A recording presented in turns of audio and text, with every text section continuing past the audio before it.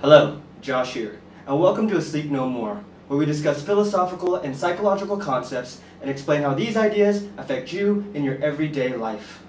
On today's episode, we talk about classical conditioning, and how this image and this image has something very much in common.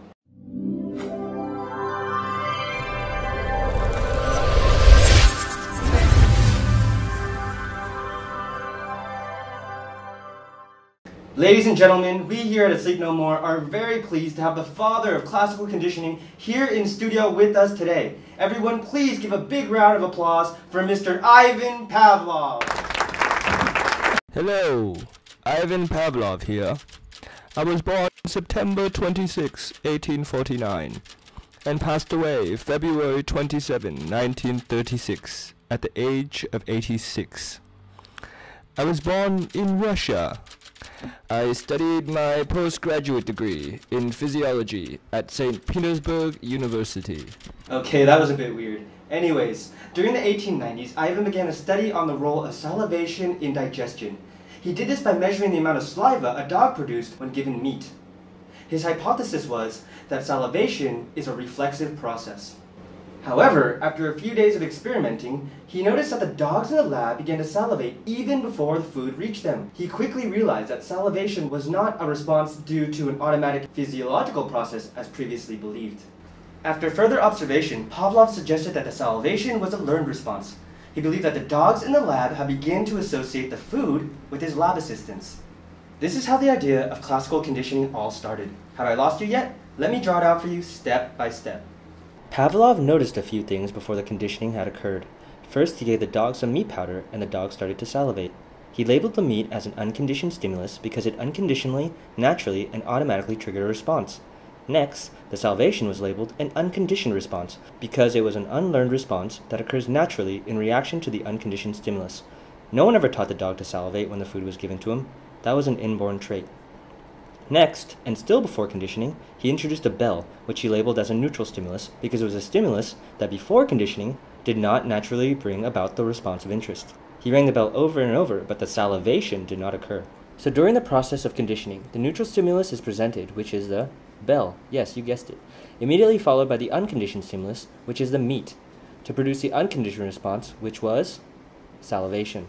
Finally, Ivan successfully conditioned the dog to salivate through the association of the neutral stimulus and the unconditioned stimulus. Thus, the neutral stimulus changed to the conditioned stimulus because the bell alone could now produce salivation. Salivation became a conditioned response because it was learned and not a natural biological response. So what does dog spit have to do with the human condition? Well, thanks to an old, what is now considered unethical experiment by a man named John Watson, we got to see the real effects of classical conditioning on humans by observing a 9-month-old baby named Albert. During the time of Watson, many geneticists believed that humans were destined by their genetic inheritance. But what Watson believed was that human beings were shaped by their environment. In comes little Albert. At first, baby Albert exhibited no fear towards most things, even burning newspaper. He was particularly unafraid of a rat that was given to him. He was then given the rat accompanied by a loud bang. This part of the experiment was not filmed. The loud bang is one of the few things that could scare little Albert. This was done over and over until eventually little Albert became scared of the rat without the noise. His fear even transitioned into all furry things, including a fur coat, not just the rat.